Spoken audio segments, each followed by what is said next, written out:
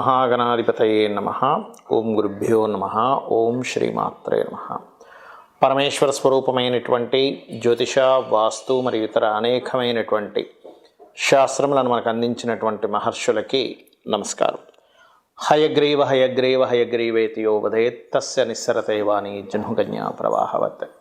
అరుణాం కరుణాతరంగితాక్షీం ధృతపాశాంకుశపుష్పబాణచాపాం అనిమాదిభిరావృతాం మయూకైః అహమిత్యేవ విభావయే భవానీం. శ్రీమాత్రే నమః.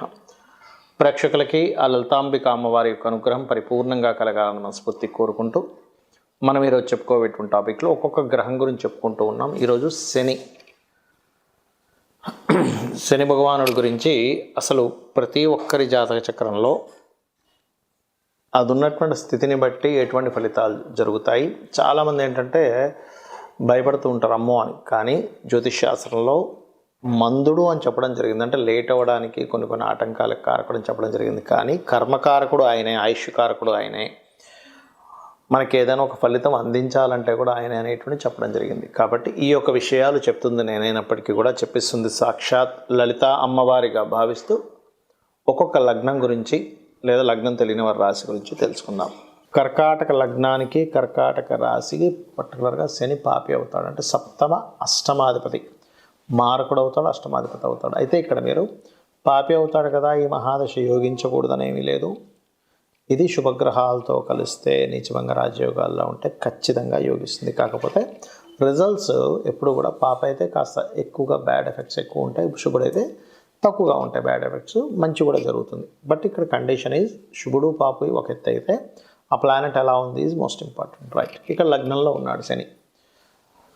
కొన్ని విషయాల్లో మోసపోవడం జరుగుతూ ఉంటుంది వీళ్ళ లైఫ్లో, గుర్తుపెట్టుకోండి. అంటే మీ యొక్క లైఫ్లో పర్టికులర్గా ఇది ఆ ఫలితాలు ఇస్తూ ఉంటుంది. కాకపోతే ఇక్కడ సప్తమంలో సప్తమాధిపతి అష్టమాధిపతి లగ్నంలో ఉన్నప్పుడు పర్టికులర్గా ఇది కొంతవరకు యోగాన్ని కూడా ఇస్తుంది, ఎర్లీ మ్యారేజ్ని కూడా ఇస్తుంది. కాకపోతే వివాహం విషయంలో అవతల వారి నుంచి, జీవిత భాగస్వామి తరపు నుంచి కొంత స్ట్రెస్ కూడా ఎక్కువగా జరుగుతూ ఉంటుంది. అదేవిధంగా రెండులో ఉన్నాడు అనుకోండి, శత్రుక్షేత్రము అది. కాబట్టి ఏంటి, కొద్దిగా ఈ ఫైనాన్షియల్ మ్యాటర్స్ విషయంలో లేదా కుటుంబ సభ్యుల్లో లేనట్లయితే సంతానం పొందేటువంటి అంశాలు, న్యాచురల్ ఫిఫ్త్ హౌస్ కదా, సంతానం పొందేటువంటి అంశంలో ఆలస్యం అవుతూ ఉంటుంది, ఇది గుర్తుపెట్టుకోండి. అదేవిధంగా ఇక్కడ రెండులో ఉన్నప్పుడు రెండో వివాహానికి కూడా దారితీస్తుంది. మూడులో ఉన్నాడు శని కర్కాటక లగ్నానికి. ఇక్కడ ఇచ్చేటువంటి ఫలితాల్లో పర్టికులర్గా జాబ్ సంబంధించినటువంటి విషయంలో సడన్ చేంజెస్ జరుగుతూ ఉంటాయి మూడులో ఉన్నప్పుడు. కాకపోతే ఈ మూడులో ఉన్నప్పుడు మాత్రం ప్రయత్నపూర్వకంగా ఇష్టపడిన వారిని వివాహం చేసుకుందామనే ప్రయత్నం ఫలిస్తూ ఉంటుంది. కాకపోతే శుక్రగ్రహము, శుక్రరాశులు బాగుండాలి ఇక్కడ, ఎందుకంటే ఇష్టపడ్డము, లవ్ ఇదంతా కూడా శుక్రుడికి సంబంధించింది కాబట్టి. అదేవిధంగా 4వ స్థానంలో శని భగవానుడు ఉన్నాడు, ఇది ఉచ్చ స్థానము అంటూ ఉంటాం. మరి ఈ లగ్నానికి పాపి కదా అన్నప్పుడు ఇది తాతగారి ఆస్తి తండ్రికి రావడం జరుగుతుంటుంది 4లో ఉన్నప్పుడు. మరి మీకు రాదా అంటే వస్తుంది. కాకపోతే ఇక్కడ ఏంటంటే మీ యొక్క బుధుడు, మీ యొక్క శుక్రుడు కూడా బాగుండాలి. ఎందుకంటే కర్కాటక లగ్నానికి శుక్రుడు పూర్వజన్మ కర్మకారక స్థానాన్ని రూల్ చేస్తూ ఉంటాడు. అదేవిధంగా ఇక్కడ ఈ 4లో గనక ఉన్నట్లయితే పర్టికులర్గా ఏదైతే వృత్తిలో ఉంటారో వృత్తిలో ఉండి కూడా ఇంకా ఎక్కువ చదువుతూ ఉండడం కానీ, లేనట్లయితే మీ యొక్క జీవిత భాగస్వామి కూడా ఉద్యోగం చేయడం కానీ ఖచ్చితంగా జరుగుతుంది 4లో ఉన్నప్పుడు. ఇక పంచమ స్థానంలో ఉన్నాడు శని భగవానుడు. అలాంటప్పుడు జరిగేటువంటి ఫలితాలు ఏమిటి అని చెప్పి చూసుకున్నట్లయితే ఇక్కడ వ్యాపారాలు చేసేటప్పుడు కొంత జాగ్రత్తగా ఉండాలి. శుక్రమహర్దశలు నడిచేటప్పుడు వీరికి పంచమంలో ఉన్నప్పుడు, ఎందుకంటే శుక్రస్థానాలను చూస్తాడు అక్కడుండి, పంచమంలో ఉండి వాహనం మీద వెళ్ళేటప్పుడు స్లోగా వెళ్ళాలి. అలాగే పంచమంలో ఉన్నప్పుడు సర్వసాధారణంగా కాస్త అష్టమాధిపతి పంచమం కాబట్టి సంతాన సంబంధించిన విషయంలో ఆ కుజుడు శని ఇద్దరూ పాడైతే లేట్ అవుతుంది. అదేవిధంగా ఇక్కడ ఈ సప్తమాధిపతి కూడా అవుతాడు కాబట్టి కొంచెం వివాహ సంబంధించిన విషయంలో కాస్త ఎక్కువ ప్రయత్నం చేయాలి. బంధువర్గంలో వారితో అవుతుంది సప్తమాధిపతి అయినందుకు. అలాగే శని కనుక 6వ స్థానంలో ఉన్నాడు అనుకోండి, 6వ స్థానంలో ఉంటే ఇది విపరీత రాజ్యోగం కింద తీసుకుంటాం. అష్టమాధిపతి షష్టమం కాబట్టి కొన్ని సడన్గా లాంగ్ టర్మ్ డేస్లో బాగా కలిసి రావడం కూడా జరుగుతుంది 6లో ఉన్నప్పుడు. అలాగే మరొక విషయం ఏంటంటే ఇక్కడ గమనించుకున్నట్లయితే, కాకపోతే ఈ 6వ స్థానంలో ఉన్నప్పుడు తాతగారి ఆస్తి కూడా వచ్చే ఛాన్సెస్ ఉంటుంది. కాకపోతే ఒకటే గుర్తుపెట్టుకోండి, ఆస్తి కారక స్థానమైనటువంటి శుక్రరాశులు బాగుండాలి. అలాగే మరొక విషయం ఏంటంటే ఇక్కడ అంటే అష్టమాధిపతి 6లో ఉన్నందుకు అట్లా పూర్వీకుల ఆస్తుల విషయంలో రాజయోగం ఇస్తాడు. కానీ ఈ సప్తమాధిపతి కూడా 6లో ఉంటాడు. ఇక్కడ ఈ సప్తమాధిపతి 6లో ఉన్నప్పుడు బంధువర్గంలో మేనమామ వరుస వాళ్ళతో ఏదైనా వివాహ సంబంధించిన విషయంలో కొంత ఘర్షణ ఏర్పడి ఇష్టపడిన వారిని వివాహం చేసుకోవడం జరుగుతుంది. ఇక సప్తమాధిపతి సప్తమంలోనే ఉన్నాడు అనుకోండి, ఇక్కడ పాపే, అందులో ఎటువంటి సందేహం లేదు. కానీ మీ పూర్వజన్మ కర్మకారకుడు శుక్రుడు కనుక బాగున్నా, శుక్రరాశులు బాగున్నా ఎర్లీ మ్యారేజ్ ఇస్తాడు. ఇక్కడ సప్తమాధిపతి సప్తమంలో ఉండడం లేట్ మ్యారేజ్ ఇవ్వాలి. కానీ ఎప్పుడు ఎర్లీ ఇస్తాడు? శుక్రుడు బాగుండి శుక్రరాశులు బాగుంటే 100% 25 years లోపల వివాహం జరిగిపోతుంది. కానీ ఇదే శని భగవానుడు కనుక గమనించుకున్నట్లయితే ఈ సప్తమంలో కూడా కొంతవరకు విపరీత రాజయోగాలు ఇస్తాడు. కాకపోతే ఏంటంటే కొంచెం ఈ శని లగ్నాన్ని చూస్తున్నందుకు హెల్త్ విషయంలో జాగ్రత్తగా ఉండాలి. అలాగే అష్టమ స్థానంలో ఉన్నాడు అనుకోండి, అష్టమాధిపతి అష్టమ స్థానం, రియల్లీ అది ఒక విపరీత రాజయోగం. కాకపోతే ఎప్పుడైనా విపరీత రాజయోగం చూసేటప్పుడు మీకు మీ లగ్నానికి యోగకారకుడైనటువంటి కుజుడి యొక్క స్థితి ఎలా ఉందో కూడా చూసుకోవాలి. అష్టమాధిపతి అష్టమంలో ఉన్నప్పుడు రాజయోగ కారకుడు బాగోకపోతే మీకు ఎన్ని విపరీత రాజయోగాలున్నా, నీచభంగ రాజయోగాలున్నా పనికిరాదు. ఎందుకంటే మీకు రాజయోగాన్ని ఇచ్చే గ్రహం బాగుందా లేదా, రాజయోగాన్ని ఇచ్చే గ్రహం కనుక బాగోకపోతే మీకు అక్కడ అది ఫలించదు, గుర్తుపెట్టుకోండి. అలాగే మరొక విషయం ఏంటంటే ఇక్కడ సో రాజయోగాన్ని ఇస్తుంది అక్కడ అష్టమాధిపతి అష్టమంలో ఉంటాయి. అండ్ లాంగ్ శుభుడైనా పాపైనా సరే ఇక్కడ పాడవకుండా ఉంటాయి కనుక లాంజివిటీ చాలా ఎక్కువగా ఉంటుంది. భాగ్యంలో ఉన్నాడు అనుకోండి శని, ఇక్కడ మాత్రం భాగ్యంలో ఉంటే తండ్రి గారితో డిస్టర్బెన్సెస్ అవ్వడము, అదేవిధంగా గమనించుకున్నట్లయితే కాస్త జీవిత భాగస్వామి కూడా ఏదైనా వ్యాపార సంబంధించిన వాటిలోకి వెళ్తాననే ఆలోచన కలిగి ఉండడం, కాస్త ఇష్టపడిన వారిని వివాహం చేసుకోవడం, ఇటువంటివి కలుగుతాయి. కాకపోతే ఈ అష్టమాధిపతి భాగ్యంలో ఉన్నప్పుడు కొంత ఉద్యోగ సంబంధించిన విషయంలో సడన్ చేంజెస్ కూడా జరుగుతూ ఉంటాయి. అదేవిధంగా దశమ స్థానంలో ఉన్నప్పుడు మాత్రం కాస్త మీ యొక్క జీవిత భాగస్వామి హెల్త్ విషయంలో కొంత జాగ్రత్తగా ఉండాలి.